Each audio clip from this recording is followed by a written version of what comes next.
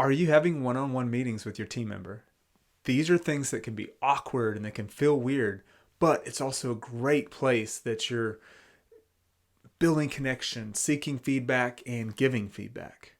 Today, we're going to talk about those three things to improve your one-on-ones: building connection, seeking feedback, and giving feedback.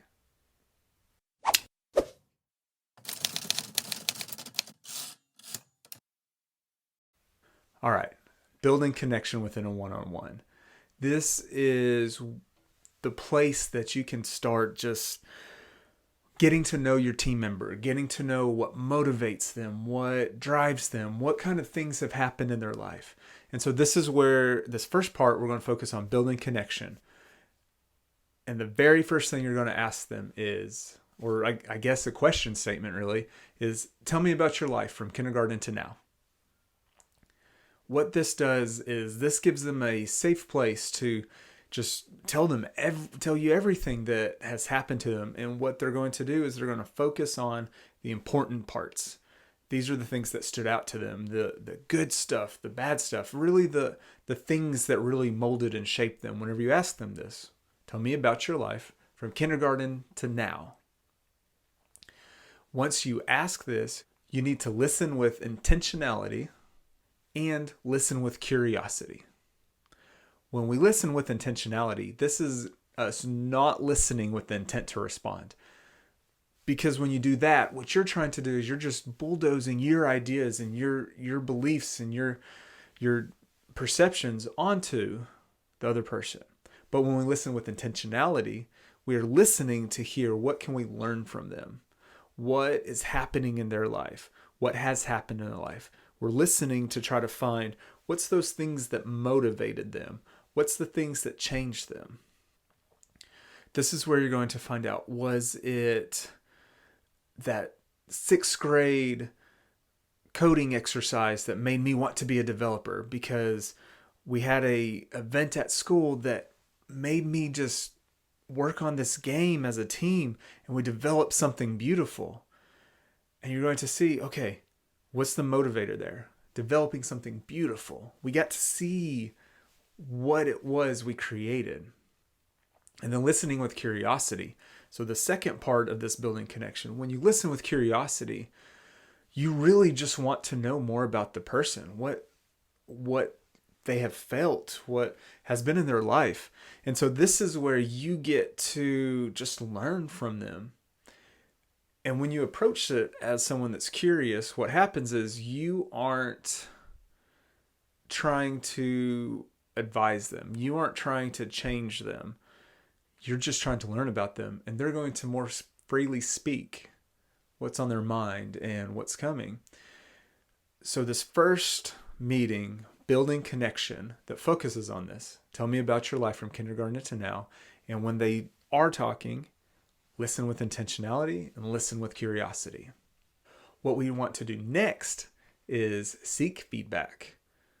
So building that connection first, this lays the foundation, and then seeking feedback. This is where you need to give your team member the opportunity to give feedback to you about how you are as a boss, how you could help them, how you're hurting them. And so one of the two questions that I like to focus on in this are, what can I do to make it easier to work with me?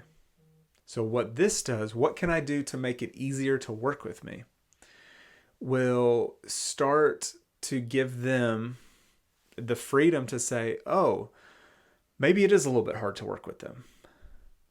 Maybe they could give me a little bit more input with deadlines that are coming up, or tell me like, where's the gap that I'm missing on the work that I'm turning in. So this, what can I do to make it easier to work with me, gives them that free space to give you that feedback for what it is that you could do. Going back to our first part, you need to listen with intentionality and curiosity. Accept that feedback. You might not agree with it, but you need to accept that feedback from them. And then what can I stop doing to make it easier to work with me? So the second question is, maybe there's something that you're doing that's hurting that relationship. And this, again, opens the floor for that freedom. So what can I stop doing to make it easier to work with me? Maybe I am sending too many emails. Maybe I am setting too many meetings. what is it that I could stop doing? So those two questions, what can I do to make it easier to work with me? And what can I stop doing to make it easier to work with me? Now, after we have built the connection and we've sought feedback and we've shown that it's a safe place for feedback within this, what we're going to try to do is give feedback. Now, I want you to remember that waiting for a one-on-one to give feedback is not necessarily the best place to do that. You want feedback to be as immediate as possible. So if something happens in the morning, you want to have given them that feedback by the afternoon, even the following morning. Don't save this up for your weekly or bi-weekly one-on-one that you have. One of the best ways that I have found to give feedback is the SBI model, Situation Behavior Impact, developed by the Center for Creative Leadership. So this is a model the Center for Creative Leadership has pushed out, and they teach for the situation. When did something happen?